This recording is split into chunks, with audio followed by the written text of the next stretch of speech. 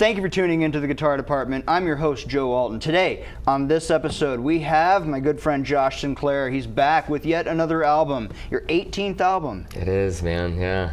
That just means I'm getting old, you know? Yeah, that means you're getting busy is what it is, dude. I'm trying, man. Songwriting machine. It's going to be a great show. Stay tuned. Josh Sinclair is here. Welcome to the Guitar Department.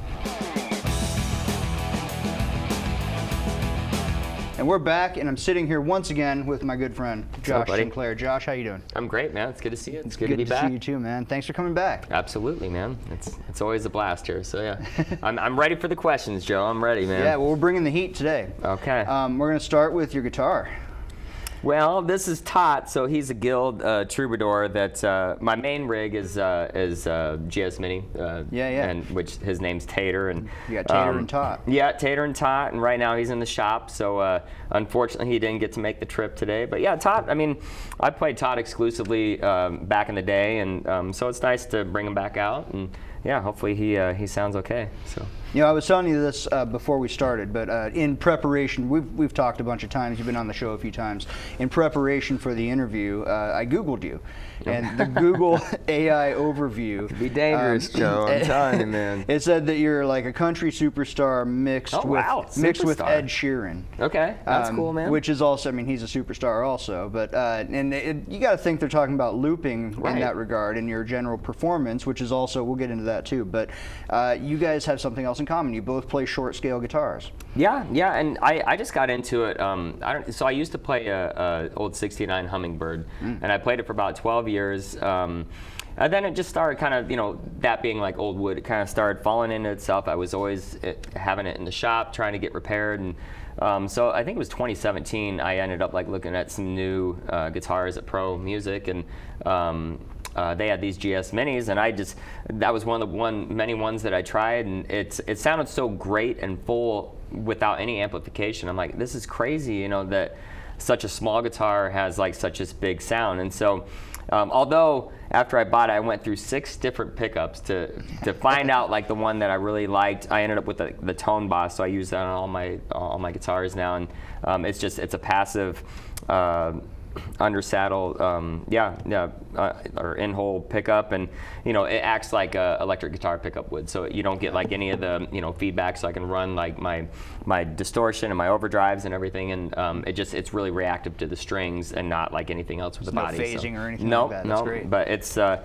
I mean, for some reason, I mean, Tater just sounded really good, and it looked like a potato when I bought it before I put all the stickers on it, and but yeah, he's kind of been my main go-to over the last almost 10 years.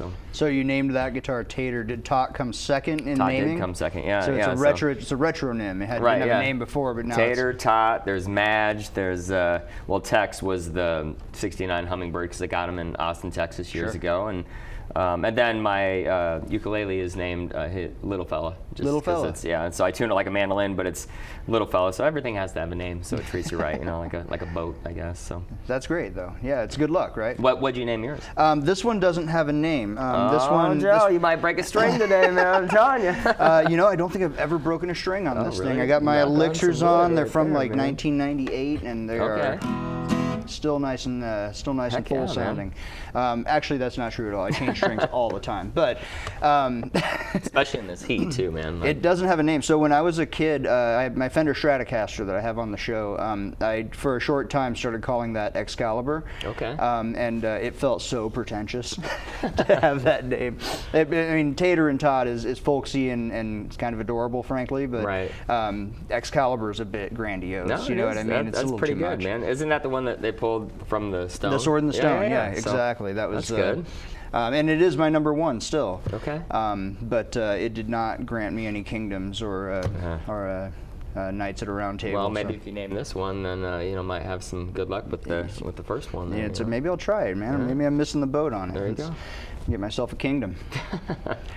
Which brings us to your new album. Yeah, okay. I like the segue on that. Yeah, that was abrupt. You have a new album out. It's right here, in fact.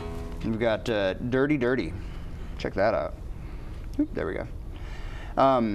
So one of the things I was noticing about this album is that you mentioned this before, but you have 4 songs that you've re-recorded, 4 classic Sinclair ballads.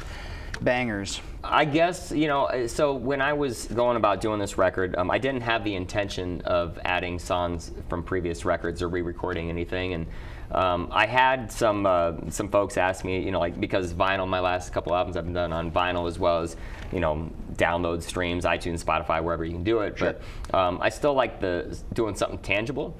So I really wanted to like revisit some of these older songs that were kind of like staples in my live show, and so I went back and as the album started coming together, I went back and kind of just started looking at a few songs from previous records, and there were 4 that just really fit the feel of this album that would tie everything together, and they just it was really fun to kind of revisit those again and just put them on a record together. It just seems to fit. So it's you just never know, man. But it was cool to like have that stuff on this record.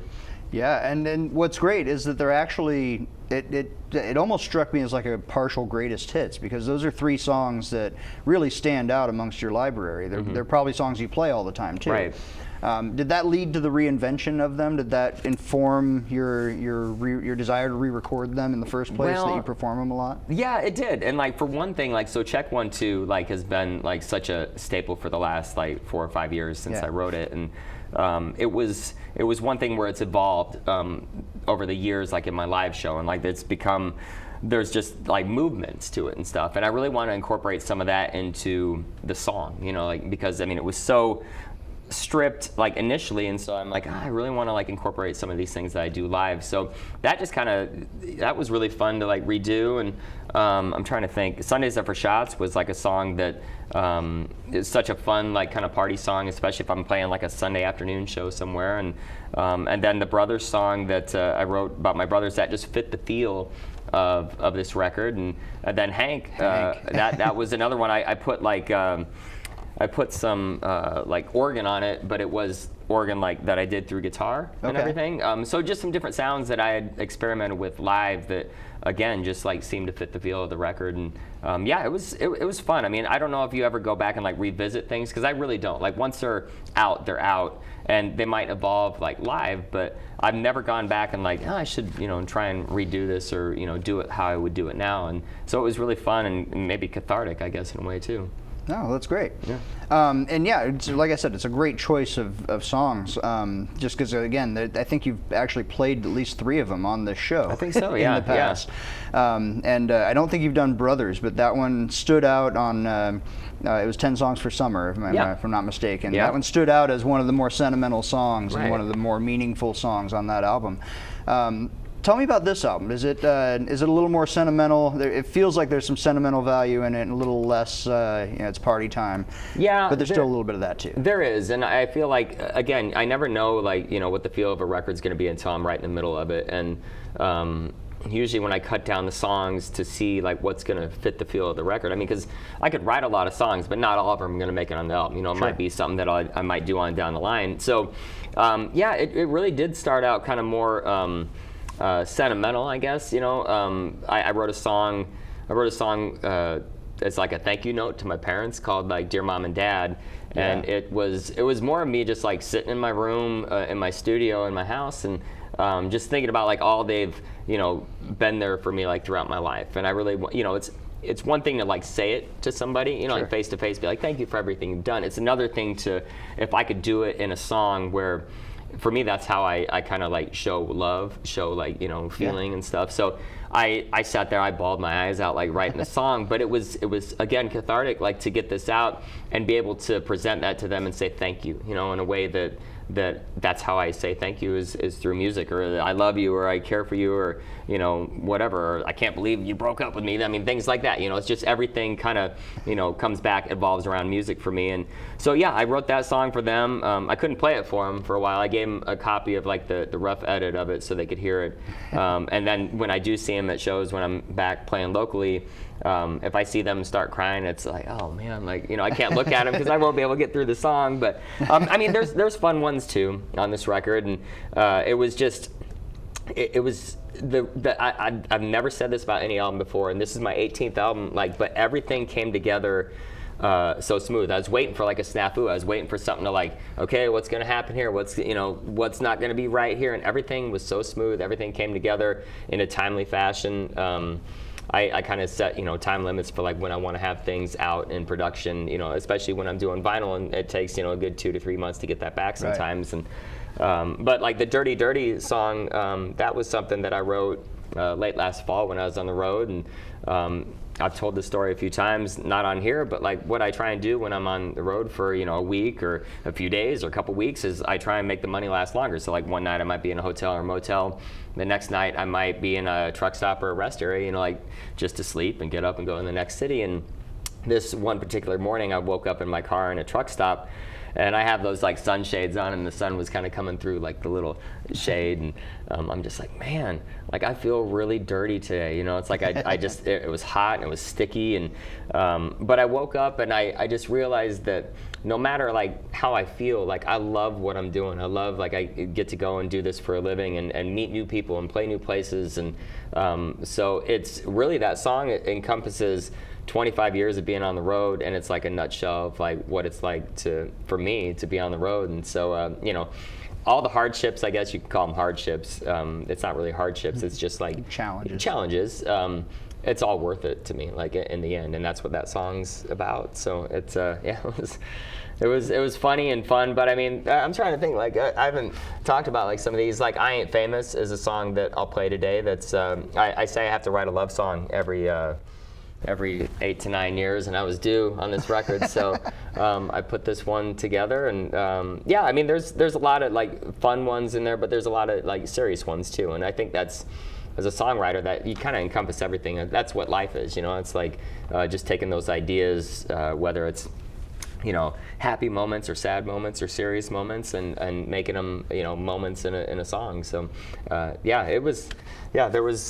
it was just super fun to like do this record. Like That First Drag is another kind of serious song about a friend of mine that we used to be super close years ago, and I was there when he had his first cigarette, and he got into a lot of like hard drugs and stuff over the years, and he struggled like with addiction his whole life. And like coming up on 30 years of like knowing him, I wrote this song like it was late last around Christmas, and again, that's another one that just kind of came together. I mean, there is no rhyme or reason. I know you work as a songwriter at what you're trying to say, but a lot of these, again, they just happened. They just came out, and it was fun to like have that. I keep saying, as long as I keep getting ideas, as long as I keep meeting people and having ideas, and can write new songs, I have that rejuvenation, especially like putting out a new record. It always excites me to be able to do that and stuff. And then I'm ready for the year, and so like right in the midst of it right now, and I love it, man. I love it. And that they say that inspiration is for amateurs, and that the professionals get to work. You are a songwriting machine. And that's part of why it was surprising that there were 4 redone songs on here, because I know you have a whole like you probably wrote 15 or 20 in the making of this album. Do you feel like it's it's work sometimes? Do you feel like, man, I need to sit down and write a song just to keep the juices flowing, or does it come more from an inspiration? You're like, I need to pick up my guitar. That gives me an idea. Yeah, it comes from everything, really. I mean, there's times where I'll have, I guess, writer's block, where you're kind of, just redigesting like the same stuff maybe you did before. I'm like, this sounds like this song, or this sounds like that, and like so I really have to, like get out of my comfort zone and try and do things that. Maybe listen to stuff I wouldn't regularly listen to, or go back and like listen to some of my ideas. I mean, my phone is just filled with voice memos where I'll have melody ideas or riff ideas, and just that's the process too. Is like that I love to go back and like listen to some of these things, because if I don't tackle it right in that moment, it's never going to be the same. So that's why I always keep these voice memos, and a lot of times in the like. From March until November, I really don't have time to like sit and like really focus on writing, like because I'm just so busy with shows. And so yeah, it's I don't know, man. it just happens, sometimes. And again, a song could pop out, in a couple hours, or a song could take a couple months. But I never want to just, shelve something if I feel like it's a good idea, because you just never know. And again, it's like the people that you meet, the places you go, and inspiration I kind of draw from anything. I mean, it could be a podcast, it could be a song, it could be what I'm doing this weekend or something. Just you never know, man. Speaking of the places you go and the people you meet, Iowa State Fair's coming up. Oh yeah, man. I know you're playing the fair. Yeah, 5 shows where there you at the fair, scattered over the 10 days that the fair is going on. Gosh, man, I have a couple shows with my brother, so we're doing a couple duo band shows, like the Iowa Craft Beer Tent the first night, and then I'm at Jalapeno Pete's that first Saturday, doing a solo show that afternoon. Then my brother and I are at the Mid-American Stage that first Sunday afternoon show, and then I'm playing JR's that Wednesday, like it's an early afternoon show, and then I'm playing the Blue Ribbon Bar to close out the fair on the last day, so that's an early afternoon show too. So it's fun. Like if I'm not playing the fair, I'm usually going to the fair just because so many of my friends that are musicians are playing, so I get a chance to catch up and get a chance to just really see everybody. It's almost like a reunion of sorts and stuff, man. So do you have a favorite venue out there? Some place where the crowds are the best? Man. I mean, obviously you don't want to disparage anybody. No, not at all. Because you play in all these places. Every place out there is great. Yeah, they're all very different. I would say, I love playing the Craft Beer Tent because it's the vibe there is always super fun, and they have some of the best beer, in the fair. Jalapeno Pete's is super fun. Mid-American Stage is I was there since that was, the Anderson Erickson stage years ago and stuff. So that's really cool to be a part of that.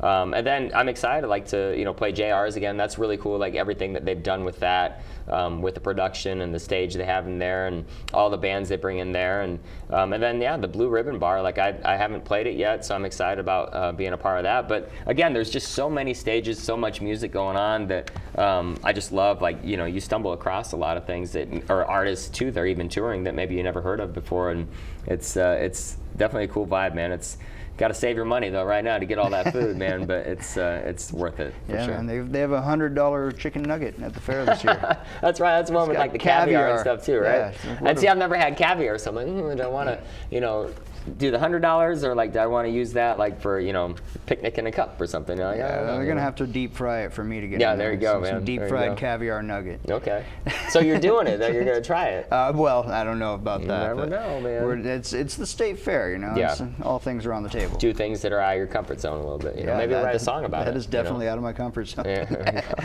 Well, we'll look forward to seeing you at the fair for sure. And the album is really good. Thank you very much, man. Of the last 3, you've been on promoting the last 3 albums, including this one. And this one, it hits a little different than the rest. The other 2 are they're awesome as well, but this one definitely has a little bit more depth to it. It feels like. Well, thank you, man. I appreciate it. It's quite the accomplishment. Thank you for coming on, Josh. Absolutely, it's always man. great to see you. Love it. And you gotta name this fella. Yeah. Next time I come on, you'll be like, oh yeah, this is the new name. This is Excalibur 2. Yeah, there you go. Joe. Thank you for being here, man. Yeah, thank you, man. I appreciate it. Thank you so much. Josh Sinclair, everybody.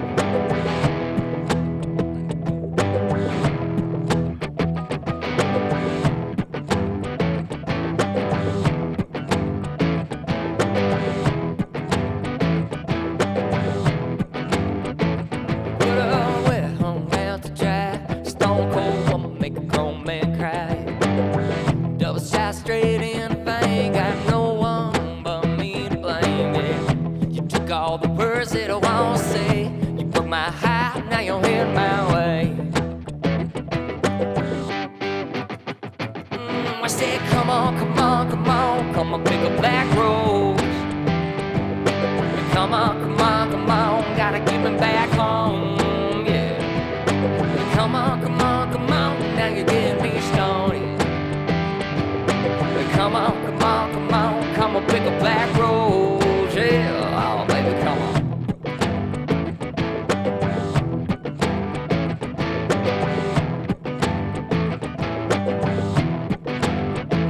She don't mean a damn to me. Every girl brought me to my knees, yeah. I drink it down cause I like the pain. The sun coming up in the midnight rain. I don't know why it took so long. It feels so good when you know it's wrong. Hey, I said come on, come on, come on, come on, pick a black rose. Come on, come on, come on, gotta get me back home, yeah. Come on, come on, come on, now you're getting me stoned. Come on, come on, come on, come on, pick a black, yeah, come on, pick a black rose.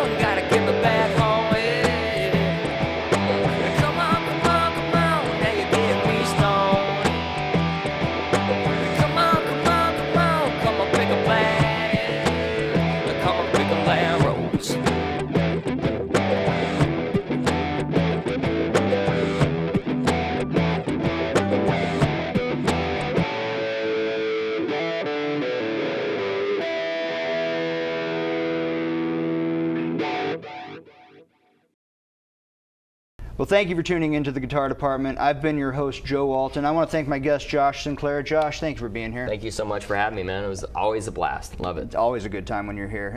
Tell the folks where they can find your new album, where they can see you playing, where they can keep up with all things Josh Sinclair. Best place is joshuasinclair.com. It has links to all my socials, all my videos, anywhere you want to download or stream music, go to joshuasinclair.com. And yeah, that's the best place. It'll take you everywhere. Fantastic. And we also want to thank Mediacom for helping us put this show together. I want to thank Riemann Music for all of their support. I want to thank my producer, Jackson Miller, and I want to thank our camera operator, Matthew. Follow us on Instagram at guitar_department, on TikTok at Guitar Department, and on Facebook at facebook.com/theguitardepartment. And with that, would you play us out with one more song? Yeah, man. All right. Josh Sinclair, everyone.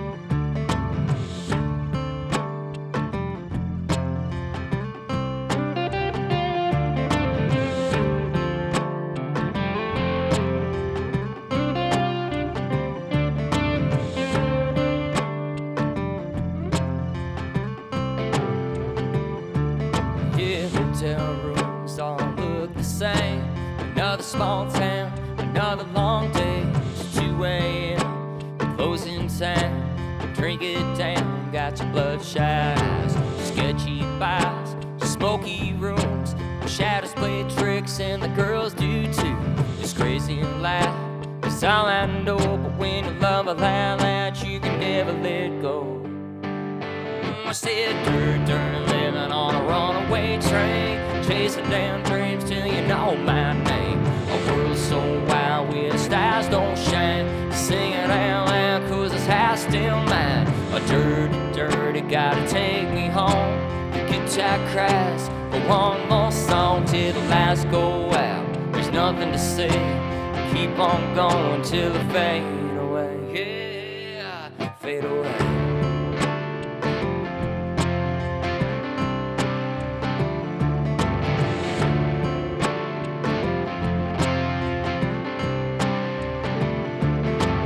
Promises, broken hearts, playing some nights to an empty bar.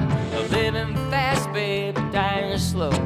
You get so high, you get so low. Sketchy bars, smoky rooms, where shadows play tricks and the girls do too. It's crazy in life, it's all I know. But when you love a loud, you can never let go. Yeah, I see it dirt, living on a runaway train, chasing down dreams till you know my name. A world so wild where the stars don't shine, sing it out loud 'cause this house still mine. A dirty, gotta take me home. The guitar cries for one more song till the lights go out. There's nothing to say, I keep on going, yeah, till I fade away.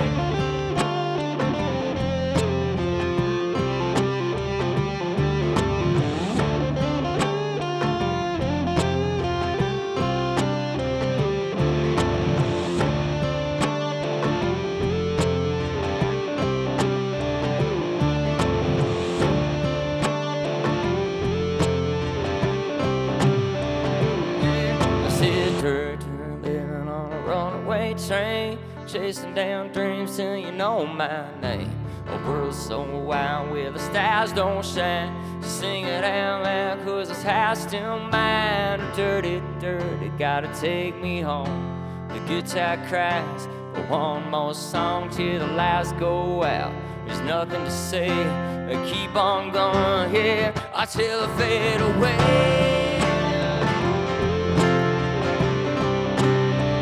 Till I fade away.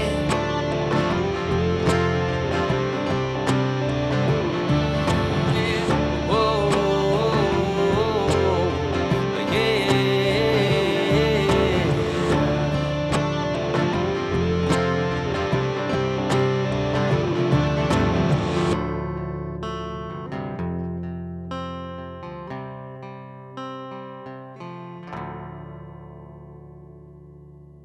Dirty.